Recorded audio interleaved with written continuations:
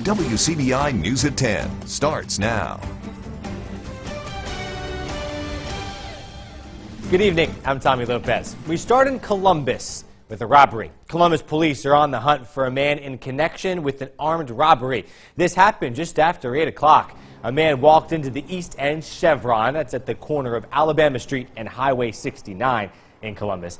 He showed a weapon, he demanded money. He ran from the store with the cash. He was last seen headed east on Alabama Street. The suspect is described as a black man wearing a dark-colored, possibly black jacket. Anyone with information can call the Columbus Police Department. Officers from several law enforcement agencies fanned out across Monroe County earlier tonight. They were setting up roadblocks, serving warrants, and making a bunch of arrests. Our Jory Talley joins us now live with more on the roundup. Tommy, law enforcement has been planning for this bust for the last couple of months, and they say it's a win-win for them and the community. It's just been a tremendous day for law enforcement here in Monroe County, and we're sending a message to drug dealers. You're not selling drugs in Monroe County without consequences. To send that message, a saturation operation took place across the county involving 6 different agencies at city, county, and state levels. This is just combining our resources, our intelligence that we have, and going out and targeting individuals that we've gotten sales on, that were controlled by us, and to work on street crime that's actually taking place as we're out doing the saturation. There it is. There it is. We took off a lot of illegal drugs out of the county. Also a lot of weapons by convicted felons riding around with them. Several of those, made several drug busts throughout the county. Also picked up some other folks that we've been looking for, some felons. Meth, cocaine, marijuana, pills, and guns were some of the things swept off the streets. This is what it's all about. We're taking drugs off the street and convicted felons with weapons. Within the first 2 hours of the sting, nearly 50 people were in handcuffs. Although it was a good day for law enforcement, not everybody felt that way. Jesse, we're not going to put up with this, and we're working hard to prove that to these people. We just had enough. We've had enough. The agencies involved in the operation were the Monroe County Sheriff's Department, Amory Police, Aberdeen Police, the Mississippi Highway Patrol, the Mississippi Bureau of Narcotics, and the Mississippi Alcohol Beverage Control. Tommy? Jory, thank you. We learned today about 2 alleged child abuse crimes in Lee County. The first is alleged sexual battery. That's 39-year-old John Talent.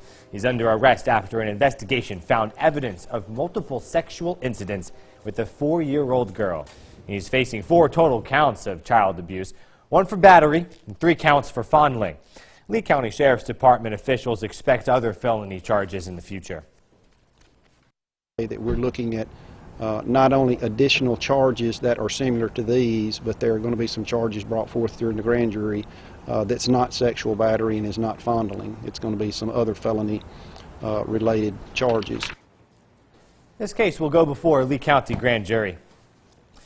In the other Lee County case, deputies say a daycare worker put a child in danger. 54-year-old Joanna Dill is facing a felony child abuse charge now. They say they have surveillance video of an alleged incident, and they expect more child abuse charges later. The investigation is ongoing. The child's parent reported the possible abuse there. A federal prisoner who escaped the Monroe County Detention Center last May will serve 30 months in prison for that crime. Chris Cosner, he admitted he fled from custody last year. There he is. He pleaded guilty to escape. Cosner's new sentence will run consecutively to 30 years. He's currently serving for the armed robbery of a Saltillo bank. The man is now under arrest in Iowa. He's wanted in connection with the deadly shooting that happened in Columbus. U.S. Marshals say today they found Billy Lee Kennedy in an eastern Iowa town. They say he had been in a town called Clinton for a while. He's accused of killing his cousin, Carl Miller, in 2015. And law enforcement says he skipped out on a court hearing after a judge lowered his bond. New tonight, more money is headed to the Navistar plant in West Point. It's the announcement of another contract today. The state congressional delegation says Navistar is getting a $440 million contract. It's to refurbish armored vehicles at the West Point plant. It's for more than 1,000 of the mine-resistant armored trucks. It's going to the United Arab Emirates. The new deal will mean work for the plant through March of 2019. To our weather tonight, meteorologist Jacob Dickey is in with us. Jacob, a clear night tonight.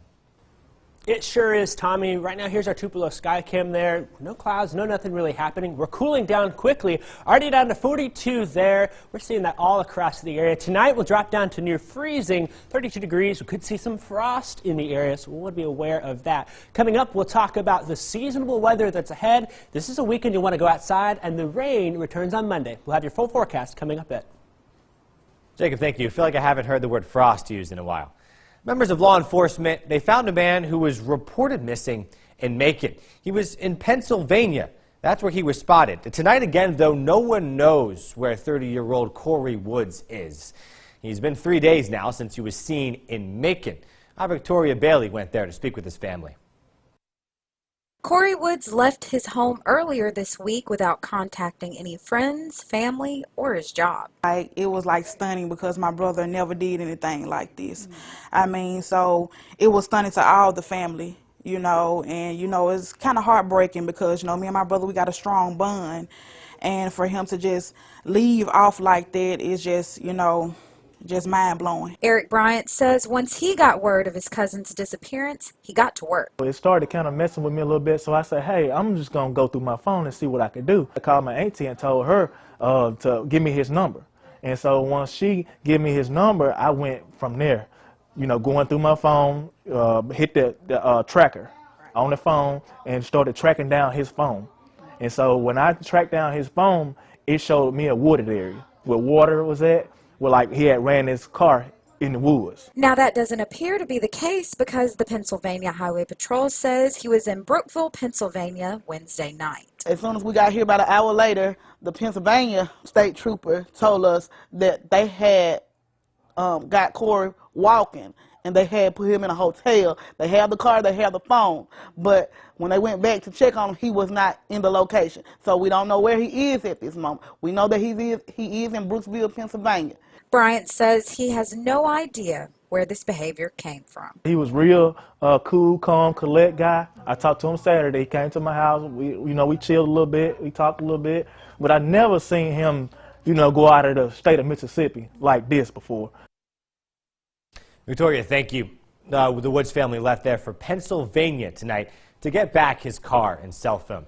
Pennsylvania law enforcement was unable to detain Woods because he had not committed a crime. Really clear skies today. The visible satellite from earlier, here's a snapshot that we got. You can see just a few contrails from jets flying overhead over Mississippi. Really cool to point out. After the break, we'll talk about how long these clear skies will last and the way the weekend is going to turn out for us. We'll be right back.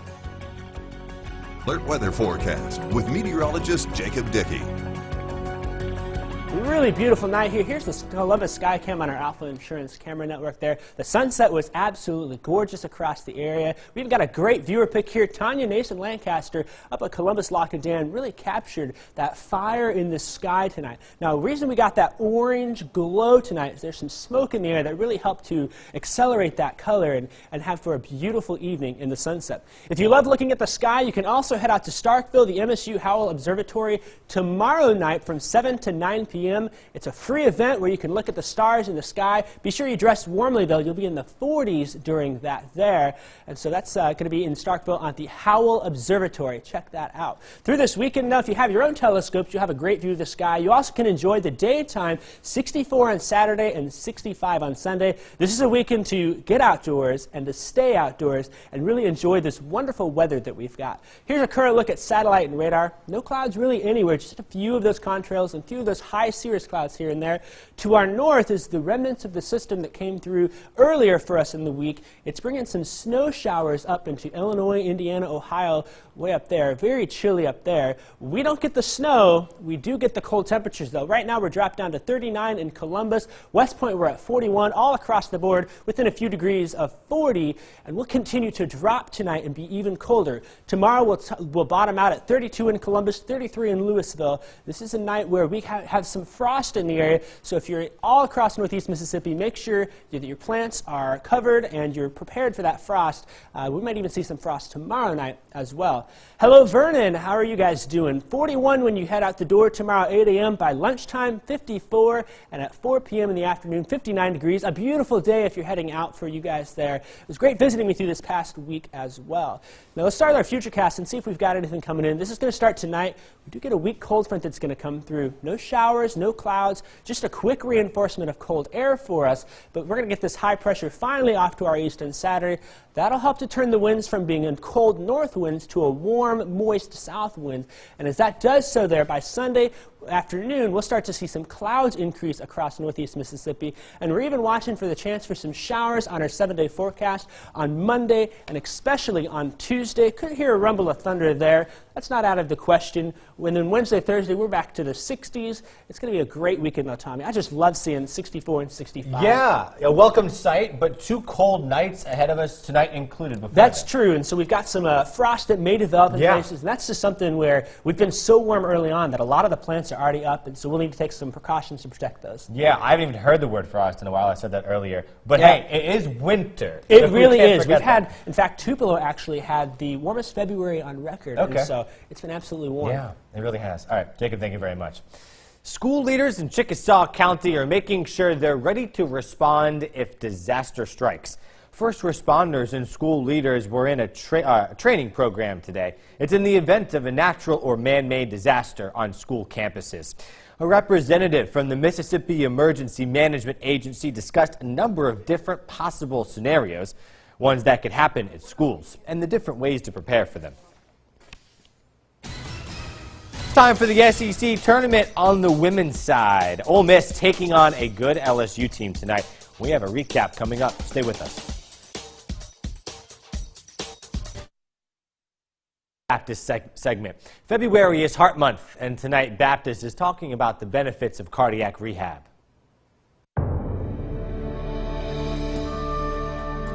Hi, I'm Derek Forster, Director of Cardiac Services at Baptist Memorial Hospital, Golden Triangle.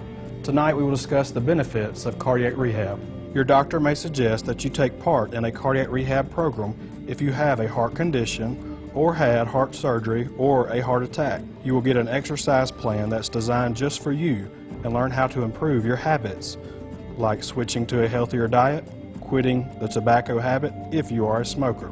A cardiac rehab program, such as our certified 3-phase program, also offers you emotional support. You can meet others who are going through the same things you are and help you stay on track to maintain a healthier heart. The benefits of cardiac rehab include live longer and lessen your chances of another heart attack, control heart disease symptoms such as chest pain or shortness of breath, stop or reverse damage to your blood vessels in your heart, lessen the physical and emotional effects of heart disease, improve your stamina and strength, getting you back to your usual activities including work, hobbies, and regular exercise.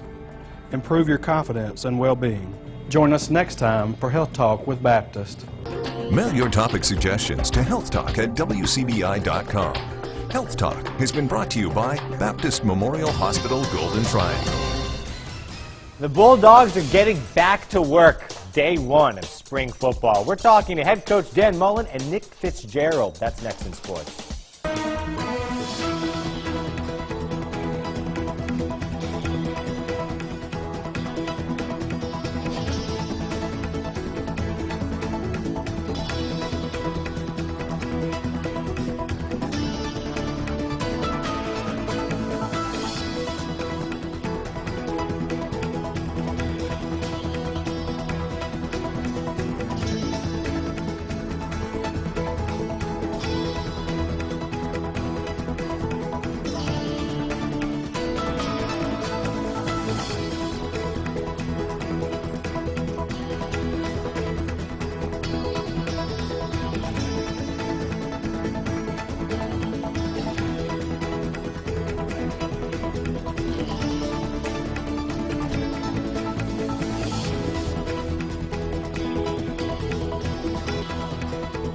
Sports with Tom Emmel.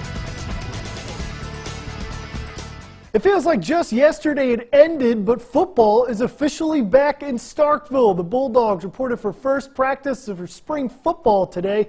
The quarterback situation is much different this time around, with Nick Fitzgerald being back as the man at the top. Head coach Dan Mullen says Fitz will always compete for the job, but last year's experience gives him the advantage.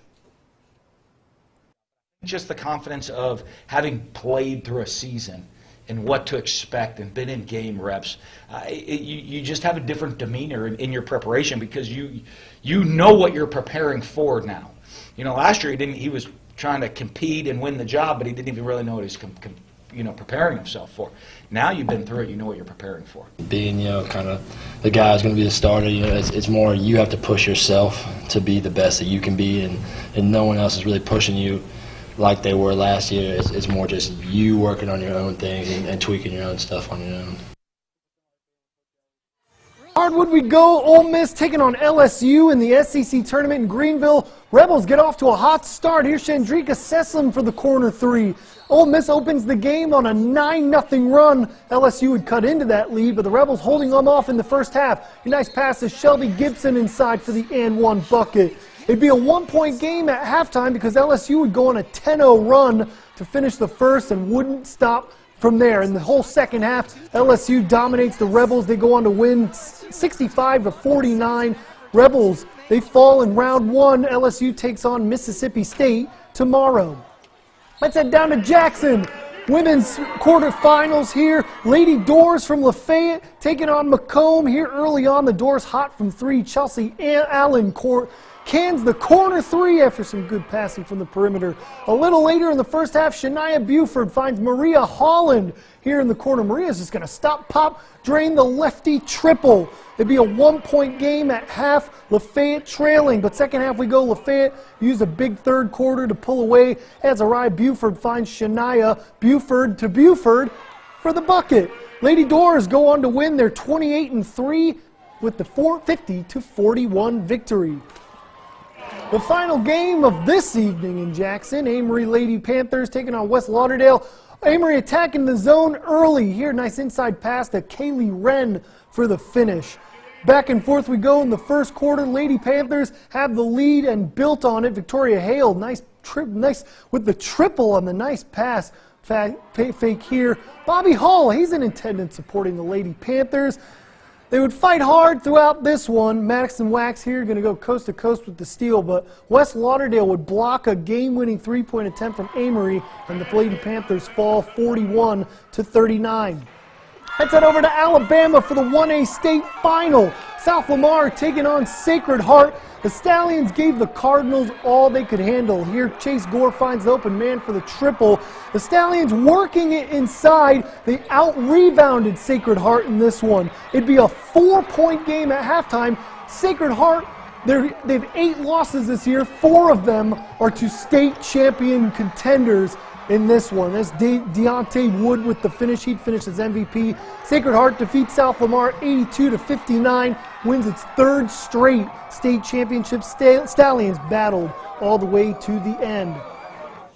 Over to Amory now for some baseball action. Smithville facing Moorville, bottom first. No score, 1 out for Moorville. Runners on the corner. Andy Franks rips a liner to center, gets through with a base hit. Trace Henry is going to score from third. Top third we go. 1 out for Smithville, down 1-0. Heath Noe hits a blast to deep center. Moorville outfielder Harrison Hawkins can't make the play. Noe gets on first base. Still in the inning, 2 outs. Wesley Greer swings looking. Noe left stranded on third, but Smithville, the Seminoles, roar back late. They get the come-from-behind victory and win 4-3 over Moorville. Another update in that Amory tournament. Houston defeated Amory 5-2 today in the Amory tournament. What we have looking forward to tomorrow, some more high school hoops action down in Jackson, as well as Mississippi State's first game in the SEC tournament. They'll take on LSU. We'll have all those highlights coming up tomorrow on WCBI Sports. That'll do it for your sports for right now. We'll have the last of your forecast coming up after the break.